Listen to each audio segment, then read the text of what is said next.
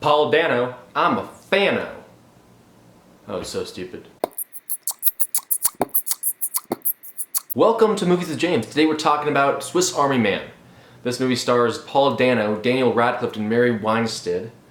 Mary Elizabeth Winstead. My bad, I didn't know you had 3 fucking names. The movie follows a guy named Hank stranded on an island, only to find the body of dead Harry Potter to wash up on shore. Hank befriends the dead wizard and they go on their own adventures of self-discovery, questioning social norms, discovering what true fear is, and pondering the deepest of human insecurities. Overall, this is quite a social commentary kind of movie. There's a lot of deepness going on here. I mean, it's deep. It's very, whoa. Like, if you have any insecurities or any quarrels about life, or you're a bit of a bitch, this movie is gonna just tap you out of that. It's gonna make you wanna go on a run, or I don't know. It's a thinker of a movie is what I'm trying to say. This movie was definitely not what I expected.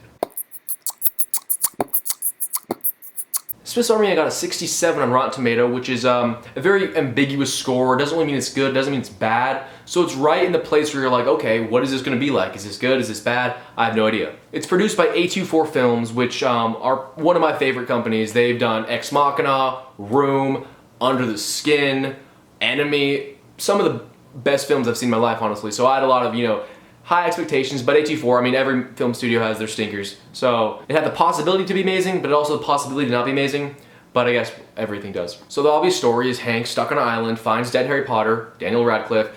They befriend each other, he talks to him. It's kind of like Castaway in a way, how instead of being Wilson, it's Manny, Daniel Radcliffe he talks to. Clearly the dead guy's a metaphor for his social commentary in his head and his own personal insecurities, but they do a good job letting you know that and not being all ambiguous about it like a lot of fancy movies like to do. I was a little worried this was going to be a pretentious movie. A lot of A24 films like to be pretentious, especially like Enemy and Under the Skin. They like to be really weird and like have a really hidden, social commentary meaning behind them just to like confuse the audience and make them feel like stupid. Swiss Army Man had that at the beginning, but I think they did a good job not being so pretentious. But let's get into it a little deeper.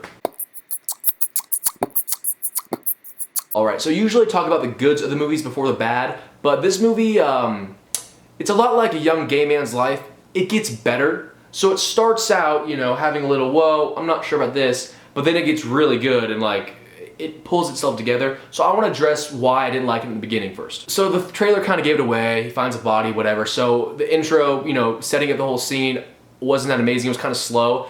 And they did a lot of dumb jokes. Nothing wrong with fart jokes, they're hilarious. It's a weird sound that comes out of your butt. It's gonna be funny. But here, when it comes to fart jokes, I think one and done. It's a one and done kind of thing. One fart joke, boom, let's end it. They did a good 3 to 4 minutes of fart jokes in a sequence. They had a fart joke, then they kind of go, oh, funny fart joke. Then they kept doing it again and again, and it got old. I was over the fart jokes. So then they stopped with the fart jokes, like, okay, no more fart jokes. Then they got into poop jokes. I'm like, okay, you guys want to step back. So then they dropped the poop jokes, and then they started doing boner jokes. Dead guy boner jokes. Dead guy boners. Hilarious. So they stopped the boner joke, but the boner joke comes back again in the movie, so the boner joke never leaves, but they settled the boner joke. Then they brought up, jerk-off jokes, and I'm like, okay, this is getting ridiculous. I really just hate hacky jokes. They're not very creative, and they're just kind of getting a laugh out of some weird, bodily function. A big thing of my concern was, at the beginning was, is this just gonna be like Castaway, but instead of Wilson, it's gonna be a dead Harry Potter? But that's it for what I didn't like about the movie, honestly. Just a few dumb jokes that were clearly just like,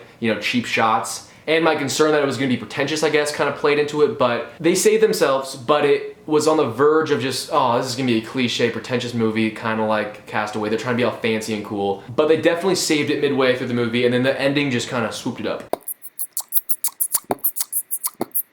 Alright, so the goods. This movie has a lot of things that you don't expect. I kind of like it. It kind of goes to its own beat. There's no set way of thinking. You don't really know what's going on exactly in the beginning. You never really learn fully, but you learn enough to not care what actually happened. I want to be careful though, because sometimes when I don't like a movie, I'll just kind of give away the ending and the secrets because I don't like it. I don't think anyone should give a shit. But this movie I really liked, so I want to make sure not to, ruin it or give anything away. I just don't want to spoil it like Madonna's Puss. So with that said, I want to try and give my best explanation of what I like about this movie and what makes it so unique and good without giving away all the good parts. It's gonna be tricky, but I'm very talented, so let's do it. So number one, the scenery, the imagery, the cinematography, it's beautiful. Every scene's just a very, beautiful landscape of like a wilderness or just an ocean. And even with a dead guy in the scene, they just did a good job making pretty shots. But the big thing I like about this movie is the way it makes you think. The whole concept of the movie is kind of a social commentary on insecurities and what is fear, why we do what we do, why are things taboo to talk about, our inner monologue in our heads. It's very introspective. This movie's deep. It's like Marinara Trench deep. It's not called the Marinara Trench, I'm pretty sure. There's some trench in the water that's very deep.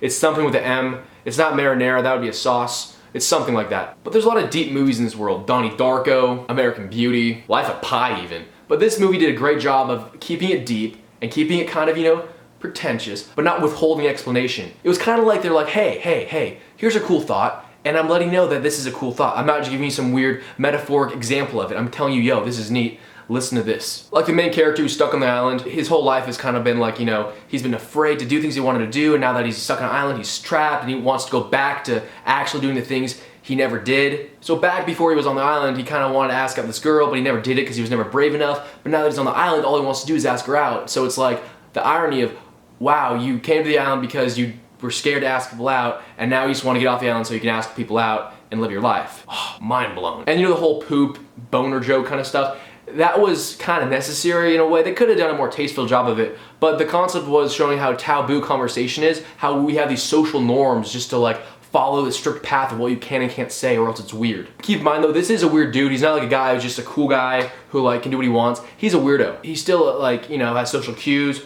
but he's still a weirdo, so I'm not saying whatever he says is awesome. Not a cool dude. And the movie illustrates that well. It's like, even though these things are weird to say and you have social cues of what you can and can't say and everyone's insecure in the world, you should still kind of stick to them, because if you don't, you look like a bit of a creep. And no one wants to be a creep, but if you access your true feelings and you have no inhibition, you do what you want, you're a creep. But you don't want to be a creep, but you're being honest, but you're honestly a creep. It's just very confusing. Daniel Radcliffe's been working really hard to get out of the whole Harry Potter typecast thing, and you know what? He did it. This movie set him off out of typecast. I'm never going to call him Harry Potter again, except for this one movie, but this is the last time I'm calling Daniel Radcliffe Harry Potter. Daniel, you're officially Daniel. You're no longer Harry. You're a Daniel Harry. He's been working on this for a long time. He did movies like Horns, the neo-Nazi movie. He did like a Naked Play thing. He's been working hard to get out of this, typecast. And he's done it. He had to play a dead person who farts and gets boners, but he did it. Whatever it takes. Lastly, it kind of illustrates how much we take for granted. The first one is what we take for granted in the world that we want, like I want this, I want that, but you don't take any initiative to get them. So we take for granted our ability to do things. And the second way, we take it for granted what we have already. We bitch and complain about what we want, and we don't actually go to get them. I'm being very vague here, but I just don't want to give away the movie. So Hank, Paul Dano, he always took for granted all the opportunities he had in his life, with girls, friends, life, whatever it may be, and he never took them. And now that he's on the island, he now is taking for granted all the things he had in general. Having food, music, showers, not dying. There's a lot of things we take for granted, and there's also things we take for granted that we could get. It's really the capacity of the logic. Overall, just a really well done movie. Not like the most insane movie, but just a great message and great acting. Swiss Army Man, good job. So I rate movies on 5 categories: story, acting, production, creativity, and watchability. Here we go. So the story.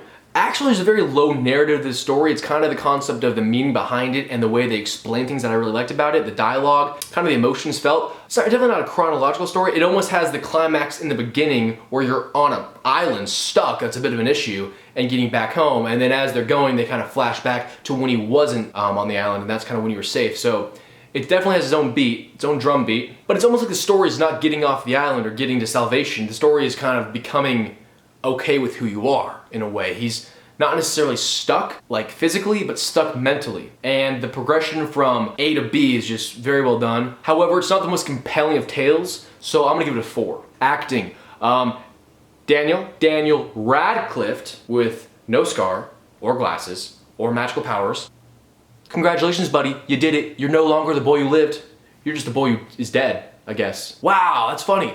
Daniel, the way you broke your typecast of being the boy who lived, Harry Potter, is by becoming a dead guy in a movie. Wow, that's ironic. So you did a good job of just, laying still, but the way I liked about you was your ability to just have a floppy neck.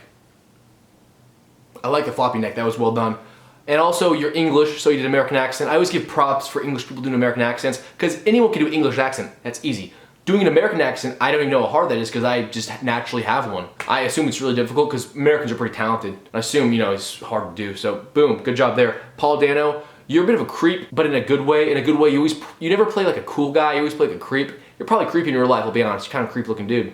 But you did a good job just being creepy. Mary Elizabeth Winstead, I'll be honest, you're not my favorite actress. You're kind of just a girl who kind of gets away with being just so like above average but not super hot looking. So you're great for films where we need a girl that's like, you know, the romance icon, but we don't want her to be like so hot. You're just kind of fortunate because you have a round face and a good eyes, but not like a killer body. So I've noticed you're really like a sex icon for like the nerd population because of Scott Pilgrim versus the World and such. Guys who like video games just love to look at you. It's very interesting. I've noticed that a lot. So good acting. You really weren't talking a lot. You kind of just stood, but whatever. Acting, it was great, it was well done, but in order to get a really high score in acting, you gotta really bring the tears, you gotta freak out. And they brought the tears sarcastically in this movie. You'll understand what that means if you watch it. So I'm gonna give them a 3.5. Production, I mentioned before, the cinematography was beautiful, the shot they lined up with the waves and the rocks. I'd love to know what cameras they use in movies. I'd like to buy one. Of course, I'd need money first. I would just film like hobos or trash or anything really looks good in these cameras. So it's not necessarily you, it's just kind of like their technology, but it was beautiful nonetheless. The special effects, I don't like saying special effects because it implies Michael Bay, but when I say special effects, just the way they made the man be a Swiss Army knife, it was so stylistic. They make it look realistic, but it's a stylized version of it, like the noises and the sound effects. I really liked it. And lastly, just the overall style of the movie, just kind of dreary and dark. Yet still uplifting and happy. I'm gonna give him 4.5 on production. Creativity. Now, of course, this movie is creative as hell. Creativity was off the charts. Not just the way they made Daniel Radcliffe be this like, you know, dead guy that can move and do things, and I'm not gonna give everything away, but the way they did that while maintaining a narrative was exquisite. The creativity that the whole story is just like this, it's not a simile, what's the other one? Metaphor. It's a metaphor for this overwhelming sense of insecurity and social norms and doing what you want and having fear dictate your life and how powerful it is. It was just, whoa. It was more creative than like Charles Manson eating Fruit Loops on your front porch. That was a Suicidal Tendencies reference if you know what that is. So creativity, clearly, it's a 5. Last but not least, watchability. For me, it was like probably a 3 on watchability. However, I think a lot of people would be more inclined to watch it based off just the unknowing what's gonna happen. I kind of could foresee a lot of it, but that's because I was really focused and I know my movies. But a lot of people I think would be really compelled, like, where is he going with this? What's going on, dude? What's going on? What's going on? So I think a lot of people will be compelled just from the questions raised. Like, they don't explain why he's on the island or how he got there, and they want that question answered. They don't explain who Daniel Radcliffe really is. They don't explain where he's going, why is he doing this, what exactly is the issue. It's a lot of questions. I'm gonna have to give it a 3.5 in watchability. 4 plus 3.5 plus 4.5 plus 5 plus 3.5. It's 20.5. 20.5 times 4. The answer is 82. 82. Wow. 82. That is 15% higher than Rotten Tomato. Rotten Tomato, they're not the smartest of the bunch. They kind of rate movies off the initial feel and just what is said. They don't look for the deep meaning, which I do. I understand a lot of people like to rate movies based off the movie itself and just, you know, the structure, the story, the acting. That's it. No thinking, no interpolating information, no looking deeper. But I like to do that, and I'm right, so. All right, some final thoughts on this movie. The number one thing I want to say is, after watching this movie, you're like, shit, I gotta reassess my life. Or unless you're really confident and happy in life, you don't do that. It kind of makes me want to go in the woods and make like a stick house and forts and, you know, little knickknacks out of forest material. But I always want to do that kind of stuff, so nothing new there. Who would be good to watch this movie with? This is definitely a date night movie. However, only like if you're dating a chick who, you know, kind of likes to play Xbox. You know, she's no prom queen, but you know, she's nice. So yeah, it's definitely one of those kind of girls' movies. But they're gonna love it. They're gonna go, oh my god, oh my god. It's not a movie if you're a person who likes sports. This may sound weird, but I just feel like people who like sports will not like this movie. If you like boner jokes, you're gonna love this movie. It's probably the longest boner joke I've ever seen. Not in like length, but in girth.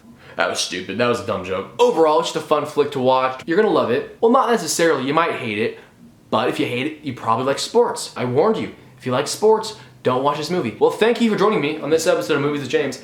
I would be very appreciative if you would push like, comment, and subscribe. I hate saying that, but what are you gonna do, you know?